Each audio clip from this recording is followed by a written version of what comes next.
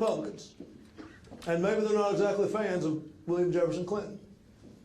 And maybe you're not excited to have me here tonight. And to you people, piss off. I'm here tonight because I love this organization. I love whoever you people are. Now, I ain't saying that just because y'all paid me a lot of money, but when my buddy Doc Trump called me up and dangled that money, I got on an airplane and I came here. After all, I'm broke. After $6 million of my money, started blowing on Hillary's failed campaign, here I am in Fort Wayne, Indiana. A lot of people said that I was the reason Hillary did not become President of the United States of America. I want to just go ahead and tell people. A lot of people said I had a negative image. They said, hey, you're a sellout. You gave pardons to criminals your final day in office just because they gave you millions of dollars. Hell yes. Frankly, that's the kind of forward thinking I'd like to bring to this organization. And a lot of people say Hillary only got this gig as Secretary of State as a payback for dropping out of the race and endorsing Barack Obama. Yeah. We had never seen mad cow disease in this country. We had never seen a food supply threat. And I understand that impacted some of you. Imagine the impact it had on me. I'm sitting in my Oval Office there for the first, couple of weeks, and all of a sudden, 3 of my advisors come in the Oval Office running around, mad cow, mad cow. I thought they'd just seen Hillary on a tantrum. I'm retired. And I know we've got some older people in the crowd. I look around and I see guys like this one here. Frankly, I ought to be retired also, you know what I'm saying? And everybody always says, now you're retired, what are you going to do when Hillary is traveling all over the world as Secretary of State? I'll probably write another book. But it's strange being retired, because I never really did all that much in the first place. I would like to go ahead and also talk to your date, the one that's texting on her telephone right now.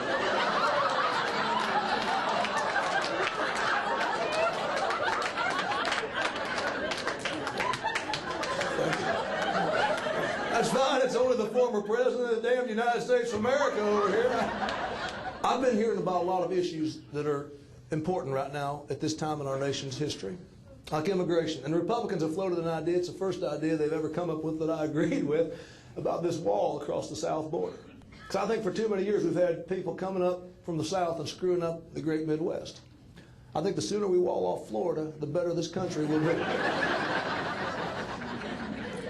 My biggest problem with the economy right now is flying. I used to fly Air Force One all the time. My theory was, you pay, I travel.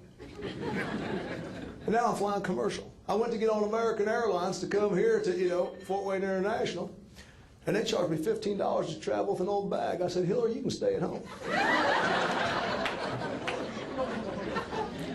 I don't know if it's going to work for the economy if they're talking about, George W.'s always saying stimulus check, stimulus check, stimulus check. Things are different under his presidency. When I was in the Oval Office and I used to say, hey, we need a stimulus check, it had nothing to do with money.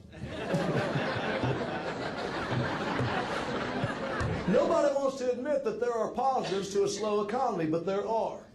I accidentally dropped my pants in front of Paula Jones, and I showed Paula Jones my wiener.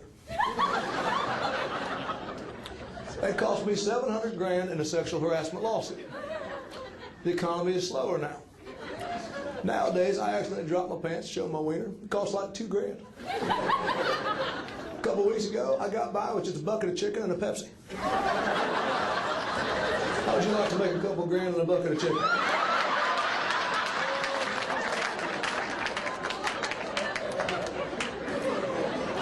We do know that Barack's preacher is a whack job. And Barack says, no, I never heard any of that stuff, which is the first thing that I ever heard out of Barack Obama that I agreed with. He's like me. He sleeps through church. Everybody that can parade around on the cable TV has got an opinion about Barack's cabinet. Sarah Palin, kind of a dim bulb. That means she ain't smart. They said, what do you think about Barack's cabinet selection? She says, I've never been in this kitchen.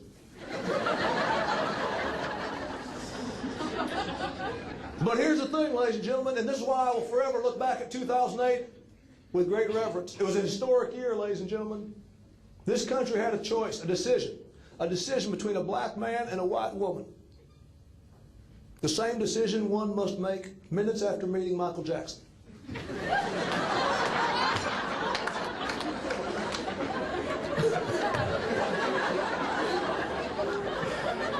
But now we can talk about your girl, Sarah Palin. Or as I call her, Alaska's great public relations gimmick. Let's face it, I've been to Alaska. So have you. They do not make hot chicks like Sarah Palin in Alaska. There's like a dozen salmon fishermen and a couple of seals. That's it. I mean, let's face it, there's only 100 people in Alaska and half of them are her kids. She's going to get job offers, probably be the president of National Rifle Association, stunt double for Tina Fey.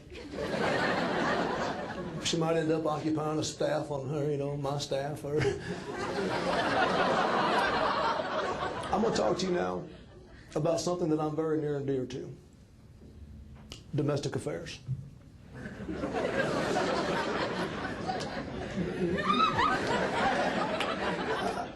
I've had several. But I'm talking about something that's very near and dear to the people in this room, and that is health care. I understand, again, that some of you people actually earn a living in the healthcare field. I think that this country needs to socialize medicine. If there's ever been an industry that needs to be more social, it's healthcare. I envision a day when you show up at the doctor's and have a drink. Maybe a second drink. A third, fourth, fifth drink. Then a cigar. Before you leave, you get a sponge bath by one of them candy strippers.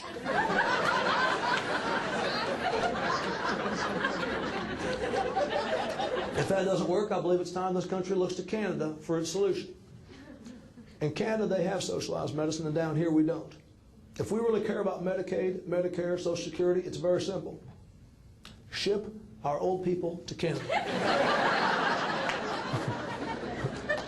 Pack your bags. I mean, think of it, the advantages, what's Canada going to do about it? Invade us? More importantly, think of it this way. Grandma and Grandpa can get in their Buick, drive from one side of Saskatchewan to the other without turning off their blinker. Who cares?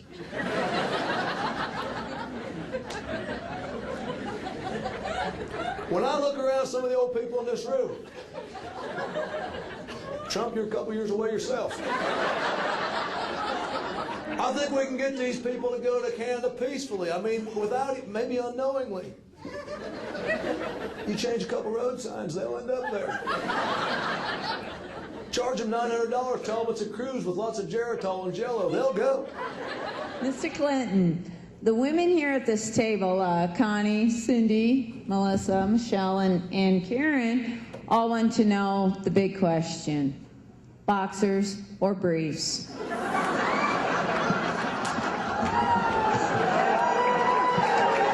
They made me do it. How many women did you count back there?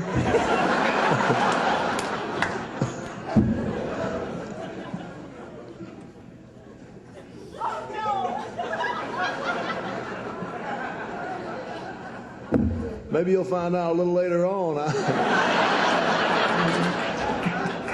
I'm staying at the Wisner Marriott.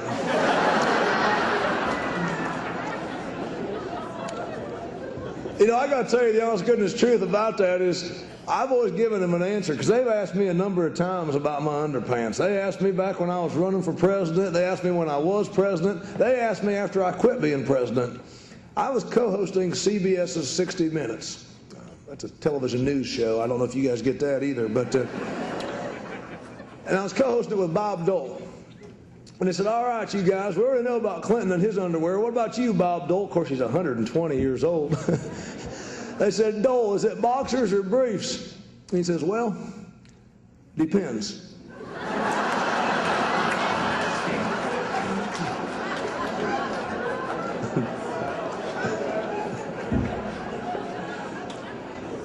That's a whole new meaning on the trickle-down theory, if you ask me. So I've enjoyed this. I'm going to stick around. I'd like to meet and mingle with each and every one of you. I hope you all the best. I'd also like to show some of you girls what I mean when I say I'm a hands-on politician. Thank you. Good night.